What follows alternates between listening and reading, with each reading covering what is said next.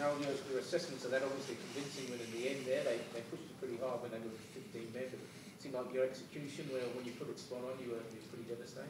Yeah, that's right. I think we'll be really happy with some quality tries that we scored there. Obviously, a key moment in that game was the red card, and obviously I was really pleased with our team and the way that we responded in that situation and really still earned our tries and tried to keep shape in the game. And so, it gives us a lot of confidence, momentum going into now that we've earned ourselves an extra week, top the conference. And we really look forward to what's going to be an exciting period next week with the Brumbies playing some quality rugby and really hoping that the public really get swinging behind this team because I think they deserve it. The confidence out of that result, even though you were against Portman in the second half, is that what you use to build into the finals? Well, I think so. We came into this game, Jamie, with some really clear goals around defence. I think early we got penalised heavily at the breakdown, but for me, we were disappointed last week with our performance in that area. We felt we were a bit soft through the middle, and I felt we really competed there tonight against a Sunwolves team that play very fast ruck speed, best in the competition. So, from that aspect, I came away a lot more happy. Bernard, you were obviously on the receiving end of that challenge which got the red card. Were you surprised at all that it was red rather than yellow? Not really. I think, it's unfortunate, but sort of how it sort of ended up, he probably gives the ref no option in terms of the outcome of that. Did you feel as though you were in a very tricky position there when you were landing the head? Yeah, definitely. Well, the other card looked just as bad. Yeah, I think that's also another dangerous one where the player ends up on his head. I think it's probably exactly what the Dan Keller was talking about last week with Poey's one. So yeah, it's unfortunate. The guys are ending up on the head. It's probably not what we want to see in the game. Now, Tony Brown was suggesting that, along with Steve Hansen, that perhaps in situations like that it could either be yellow or just based on report, and then something for the signing commissioner to look at later. Yeah, I certainly support that. I think the effect that it has on a game, it takes away that contest. So in that instance, the referee has no option. He's following, to the letter of the law, and that's what he's required to do. Having an intermediary step, that's not quite a red card. Give him some options. Yeah, sensible. Bernard on the field, what did you think clicked, particularly in that second half there? The attack, that backline seemed pretty hummy there. Yeah, it was enjoyable to play behind. I think the forwards really earned the go forward there. They did the tough carries through the middle, which then allowed us backs to play off that front foot ball. And I thought, we've got some really dangerous weapons in those outside channels that we were able to get them some quality ball, and they weren't. The Sunwolves came pretty hard in defence, but we were able to maintain our depth and go around that. Daryl, you probably haven't had time to reflect on just the last 12 months, but you look back 12 months and the improvements you've made this year. You surprised by the extent of the progress you've made, or were you always pretty optimistic that you could do this year? I was always, always knew the potential in this team, and I'm really pleased that we're starting to see that, and it's really coming out.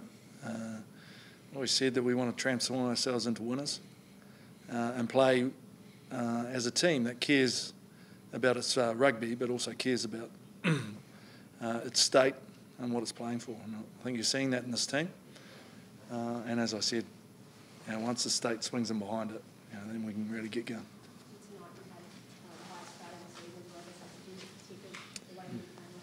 Absolutely, and I think next week against our traditional rival, and they're playing some brilliant footy as well, so it's going to be a hell of a contest.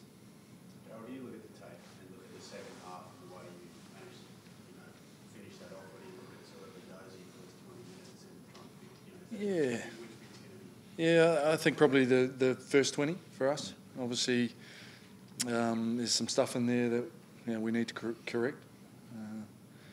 But overall, there's some real positive 12 tries, playing some really good stuff, and that's what we want to see heading into some finals. And talking about the man advantage, do you think that the way you play, obviously maximised it, that we've been able to sideline that other teams might not have been able to? Yeah, I think there'll be stuff in there that would be disappointed with. You know, our ball control at times, we got a bit loose. But there's some tries when we reflect on it, you go, there's some good rugby there. There's quality. And as you head into the finals, just it's going to be tight. And so we'll reflect on that. We'll pause for a bit, and just think just how far this team's come. But there's some exciting times ahead. Daryl, after Izzy coming back after the suspension, how much of a relief or boost to the team was it to see him to catch that first kick off? And, and come down safely. Yeah. No, of course, it's good. We've got a weapon there, and so we'll keep using it. Tom Kelly broke the Waratahs record tonight for the most tries in a season. Your reflection on his year and trying to squeeze the most out of him before he jets off? Yeah, really good. He's came into this year with a real determined motivation to leave here with a legacy, and he's certainly doing that. He hasn't finished, obviously. He's got hopefully a few games to go, and at times he's unstoppable, and that's something he's reflected on that he wants to become, and he's certainly living up to that. How's Hoops tracking? Would he be on course to perhaps play in the qualifiers? I'd never doubt the man. He's doing everything possible to be fit.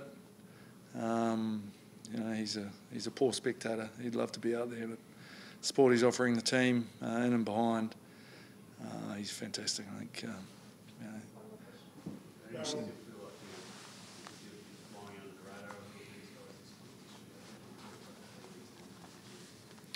Oh, no, I think, we know the potential of this team, and, I think the real pleasing thing is seeing last week how we were able to get a result in sort of a game that sort of wasn't going our way and the scrappiness, and then compared to this week when we can really show our potential and show how dangerous we can be in this competition.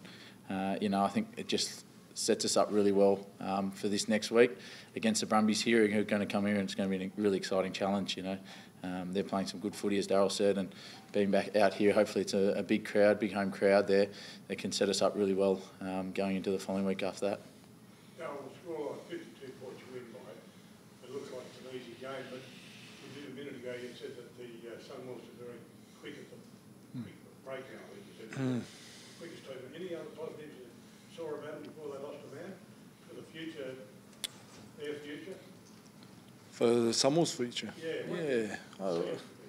I think you'll see in this competition, you're seeing it with the Jags. With the more experience they gain and their players learning to be professional in terms of their approach during the week and training consistently at a high level.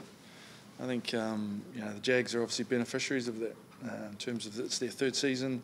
They've learned to cope with travel. They know what they have to do during the week. They're training at a high level. It can only benefit their footy and the standard they're playing at.